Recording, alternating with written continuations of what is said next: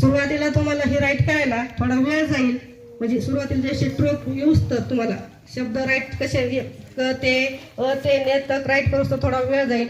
8 दिवसाच्या नंतर आम्ही तुम्हाला याचा टायमिंग देतो, त्या टायमिंगनुसार तुम्हाला राईट करायला लावतो आणि ते टायमिंग तुमचा 2.5 तासाचा किंवा 3 तासाचा पेपर कसा कव्हर होईल 9वी 10वीच्या विद्यार्थ्यांसाठी खास, त्यानुसार आम्ही त्याची रायटिंग करून घेतो. आणि त्याचा पेपर 2.5 तास ते 2.5-3 तासाचा पेपर पाहिलं पाहिजे आणि नंतर त्यांनी स्केलने रेषा ओढून तो 5 मिनिटं तरी शेवटला बसला पाहिजे. किंवा काहीतरी चुका राहिलेल्या असतात, स्केलने रेषा मारायच्या राहिलेल्या असतात.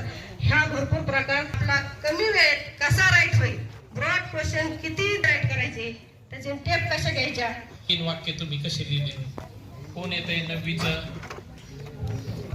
2 मिनिटं सर इथे या. त्याचं थोडं ल चुकलंय, बरोबर आहे, मात्रा चुकलाय आणि जे त्यांनी प्रयत्न केलाय खूप छान केलाय. प्रदर्शनामध्ये सांगितलं की जेव्हा आपण त्याचा तुम्हाला दरोड्या वयोवृद्ध झाल्या होत्या तरी त्यांच्या गायनाचा ते सराव करायच्या. त्याच्यामुळे तुम्हाला रोज याच्यासाठी कमीत कमी